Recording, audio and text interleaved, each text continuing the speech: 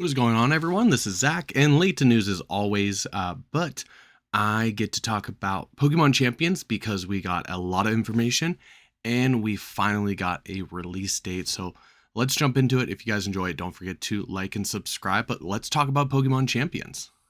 So, first off, this game looks way better than before, right? And this is probably due to the fact that we are going to get a visual enhancement update with the Switch 2. So the footage that we're probably seeing is on the Switch 2, where the footage we were seeing before was probably going to be the Switch 1 version. So the first thing right off the bat, like the sprites look a lot cleaner, the animations look great, and there's a lot of reflection on the ground. So on previous versions, previous trailers, I don't think we saw those reflections, right? So this is the trailer that came out 8 months ago. The background wasn't as the bottom wasn't as reflective. It wasn't as vibrant. It just looks a whole lot better.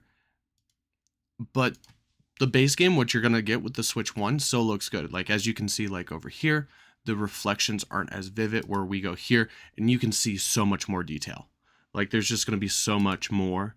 Even the clarity of the background here, like, even look at the people. Like, these are Sword and Shield people, and these look a whole lot better. So visual updates right off the bat for the Switch 2. So I would assume that the Switch 2 version looks like this, or the Switch 1 version looks like this. Great either way, you know? The next thing I want to say is the attack animations. With Scarlet and Violet, we got a lot of animations that was in a fixed position, right? When your Pokemon was moving, you were always looking behind you. In VGC, there weren't many times where it focused in on the Pokemon actually attacking. This is not the case. This is going back to kind of the camera style we saw in Sword and Shield, where you are focusing on the Pokemon's using the attack, and then you see the effects. There's so much more movement with the models and stuff, and I'm just really excited to see this game overall, because that is the one thing that bugged me since the beginning of Scarlet and Violet was the attack animations with the camera. And I get it, because in Scarlet and Violet there was the free roam, and so you can move the camera wherever. You can't do that in VGC or in a battle, like an online battle. So you were kind of stuck to that one angle because you couldn't control the camera while you were playing online battles in VGC. But it still stunk. So I'm super glad to see the camera angles are better. Here it talks about recruiting Pokemon, whether you get them from home or recruit them. It seems like from what they've explained, you're going to see that you can import Pokemon from almost anyone. Do they have the little animation? The animation is on the website. Or at least I thought it was. Where was that animation? Okay, I found it here on the Pokemon's website. That is way too big. You can transfer between Legends ZA, Scarlet and Violet. We all knew that. With the Pokemon Home connection, the Pokemon will be visiting. So what a lot of people, including myself, have assumed is that it's basically going to send a copy over to Pokemon Champions, and then that Pokemon will be locked into your Pokemon Home until you send them back. So kind of like how we do it with battle boxes in the global challenges and the grand challenges, where like once you lock your team, that team is locked, you can't move them. So it will be kind of the same thing, but they'll be in Pokemon Home. Now for the training, we don't really know yet if any of the training that is done in Scarlet and Violet and ZA when it comes to EVs or effort values are going to transfer over. I'm honestly assuming that it's not transferring over, and it's going to have a separate save for the EVs that they get in Pokemon Champions, and that will be locked to home, because it says if the Pokemon does a form change. If you think about the Rotoms or the Calyrexes, if they do a form change, then their stats are going back. The form changes with the fusions, think of Necrozma, Calyrex, and Kyurem. I'm wondering how they're going to do that in Pokemon Champions, but we'll have to see when it comes to that. It's going to be a while before we can use those Pokemon in the VGC format for Champions, hopefully. So hopefully we don't have to worry about that quite yet. But I think it's going to save the EVs and Champions as a separate EV thing. So if you move that Pokemon back to Scarlet and Violet or ZA, whatever EVs it had before are going to be preserved, and then it will be separate if they visit back to Pokemon Champions. They did say that where once you EV a Pokemon, when it comes back to Pokemon Champions, it will still have those EVs. So you won't have to waste your your VP points retraining a Pokemon just because you took it out of Champions for a week or however long. So that is good to see. So yeah, this is the recruitment process. You get one recruitment a day, and this can either be a trial recruitment, which is 7 days and it's free, or you can permanently rent them, which will cost victory points. And honestly, from what we've seen, like the sets don't seem that great, don't seem that fine-tuned. I think someone pointed out like a Scizor that was like max physical defense. And so when you're looking at these ones, like the Drampa here is max special attack, 2 points in deep special defense. Did they run out of power points? And the nature is physical attack boosting.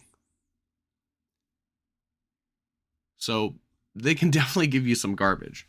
It does seem like you can also use rental or trial tokens to accelerate, get more than one Pokemon a day or during a period, or to get them faster, or to permanently rent them without paying the victory points. But I don't know. I think for the most part, I'll be moving Pokemon in from Pokemon Home.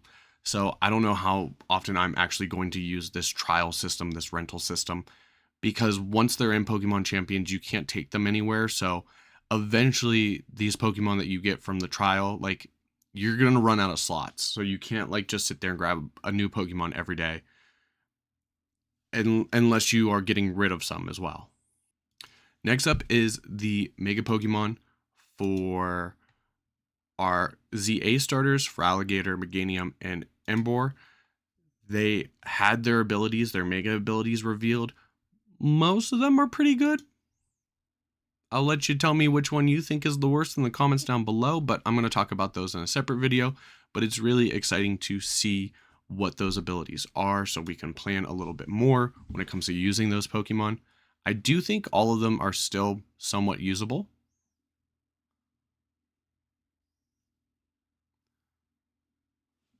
They talk about the battle formats here, single battles, double battles, of course. And the thing that's interesting is these battle modes here.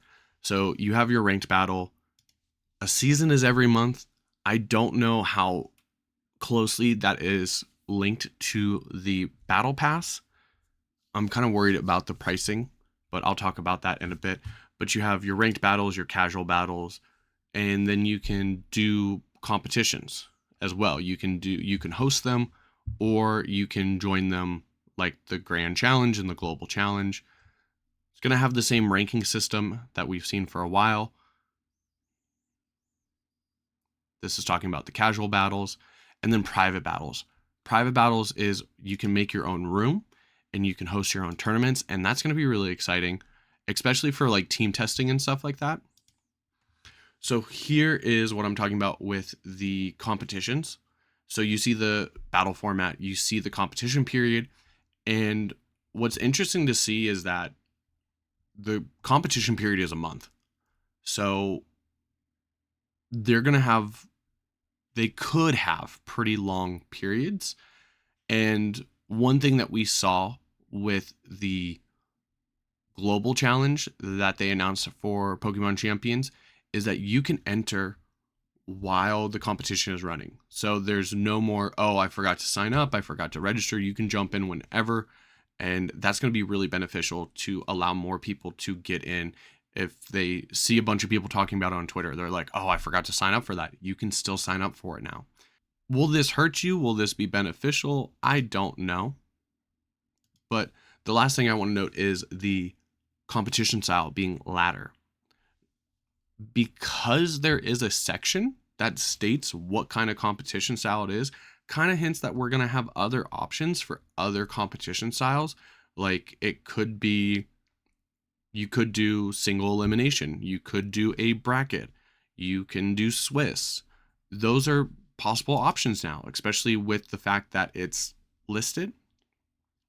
They talk about the victory points. The victory points, people are saying that you earn 200 per win.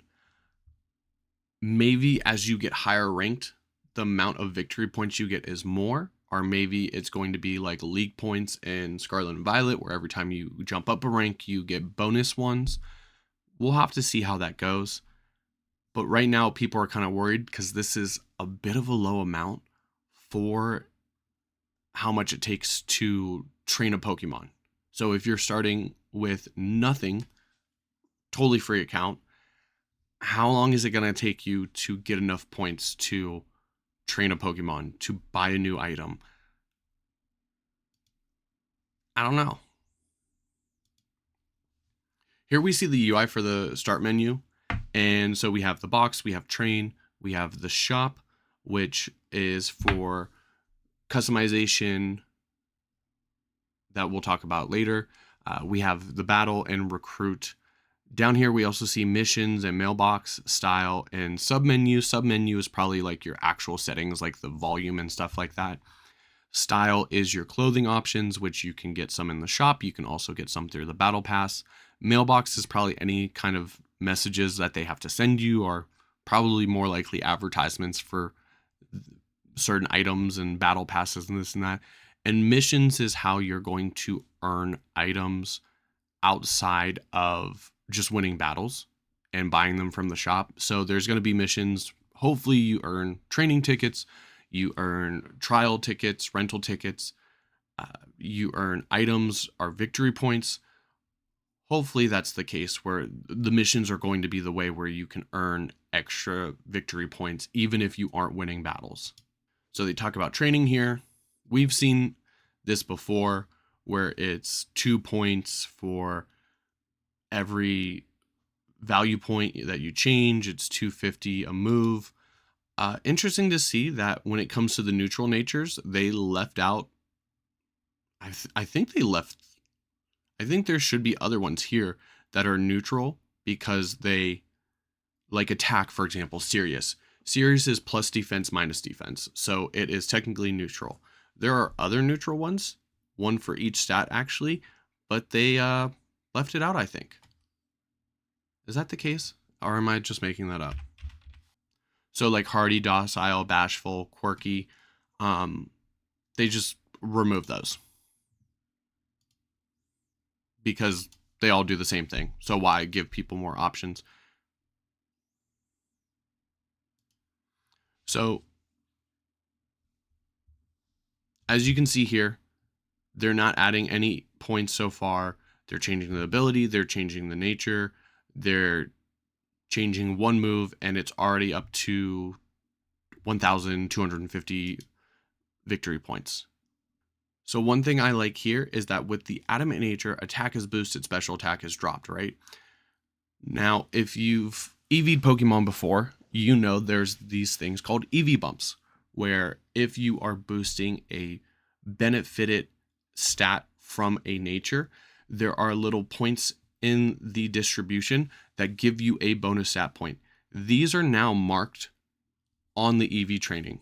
So when you're bumping up the VP, you're going to see where you're going to get that bonus point. So you don't have to really guess or slide the scale up and down slowly on Showdown anymore. It's going to be clearly listed. I think that's a great feature because I can never remember where they are. So I'm just sitting there on Showdown, sliding it back and forth going, Okay, that went up one, that went up one, that went up two. There it is. So this should be really helpful for certain to hit those bumps. And so we can see it. It's 96. When it hits the red marker, it'll go up to 98. So the stat bumps are still there. And they're now marked.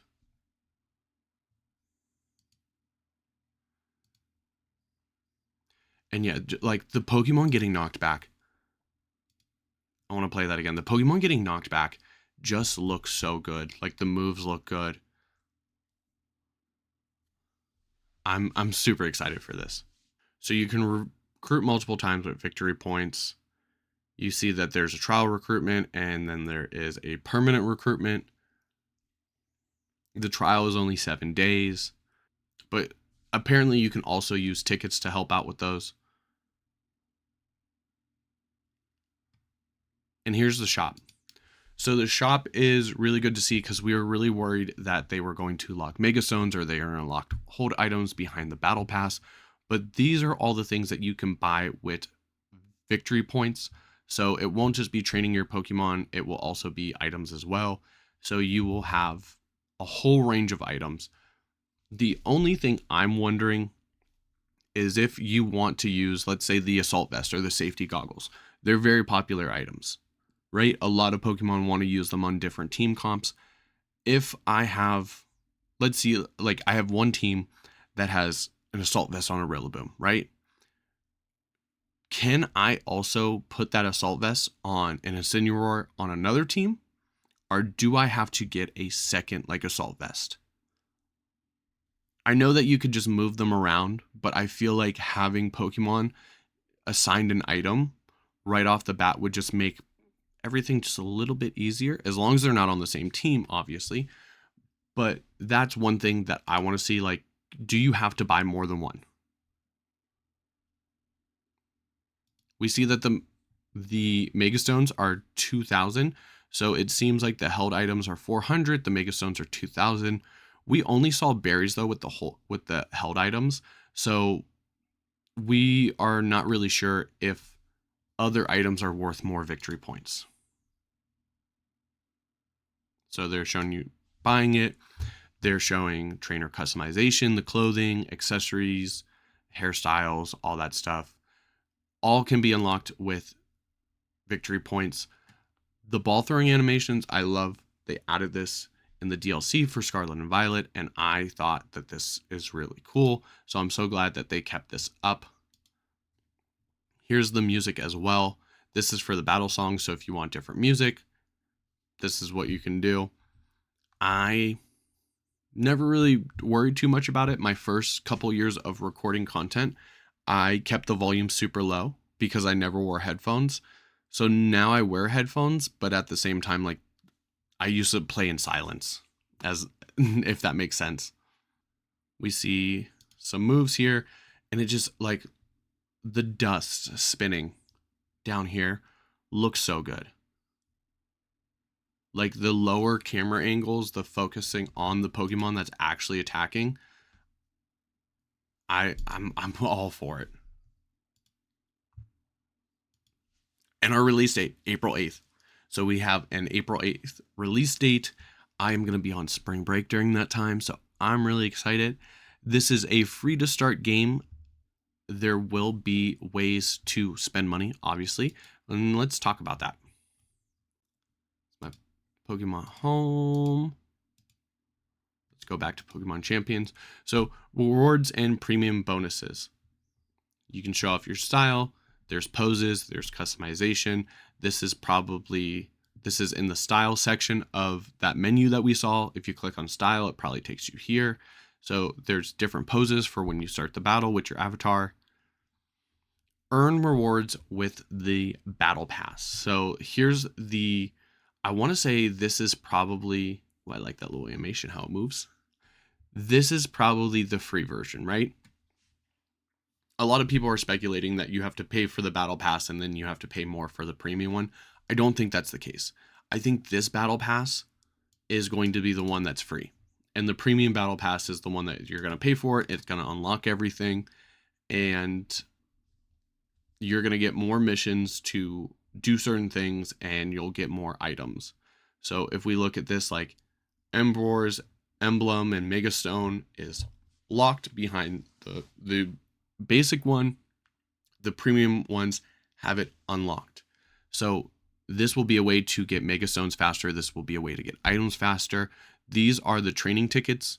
I think I've talked about this in the last video. And it says hit the ground running with Pokemon Champions plus starter pack. So with the starter pack, they've already talked about it before. You'll get like an extra 50 box spots. You'll get Let's Go Pikachu and Eevee battle music. So the starter pack will probably be a couple bucks here and there. It's going to be a one-time purchase. But the premium pass, I don't know if the battle pass itself is linked to the seasons, because the seasons seem like it's going to be once a month. So if we have to pay for a battle pass like every month, that's going to be a little pain in the butt, especially because other like game services have battle passes that go on for more than a month. So I'm hoping that we'll only see about like 6 a year. But there's more ways to spend. We have a membership. So with a membership, you get more boxes, you get more battle teams, you unlock exclusive missions and exclusive battle songs. Really don't care about the battle songs. The missions might be good because it might be a way to get VP faster. Battle boxes are going to be more important down the line, and more battle teams are going to be important down the line. I don't see a lot of people, especially on the start, like if you just want the more boxes and the more battle teams, you really don't need this at first. Unlocking the member exclusive missions might be beneficial to have off rip, but I don't think it's going to be that big of a deal. And I'm worried about pricing. And I'll tell you why in a moment. So Japan has released the pricing for the starter pack, the membership, and the battle pass. And these prices come out to a couple dollars here and there. And it doesn't seem that bad. Like the 7,000 yen is like 44 something like a month. So that means like for a year.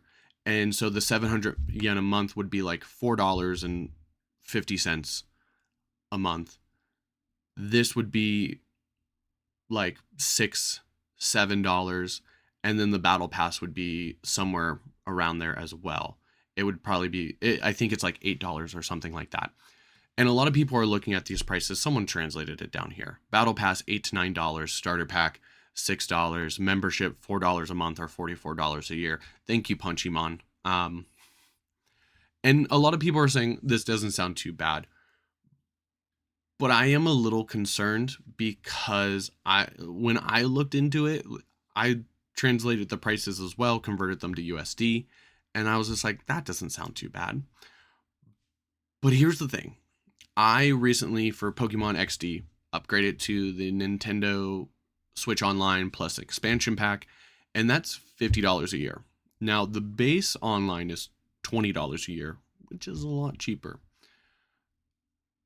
But the expansion pass in Japan is 4,900 yen a year. And so to me, it looks like they're just doing a straight number translation rather than a value conversion. And so in the US, it's $50.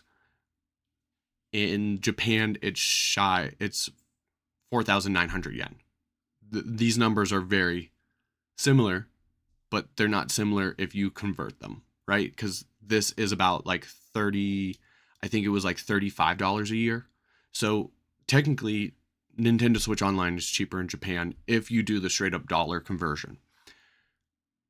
If they do this with Pokemon Champions, with a 7,000 yen a year membership in the US, that could hit $70 a year, which is a lot.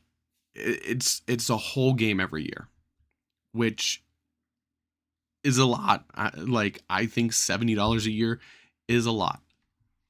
So while people are sitting there going, oh, the battle pass is going to cost $8 or $9, the starter pack is going to cost $6, and this is going to be like $44 a year. I'm worried that we're going to see the battle pass at $14-15 a season. We're going to see the starter pack at $10, and then we're going to see the membership at $7 a month or $6.99 a month or $69.99 a year. I hope I'm wrong. But when you look at the pricing that Nintendo has used before for their online services, it kind of makes you worry. If we look at Pokopia here, so the physical version is $70.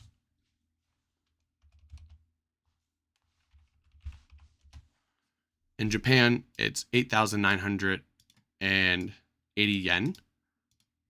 So a little different.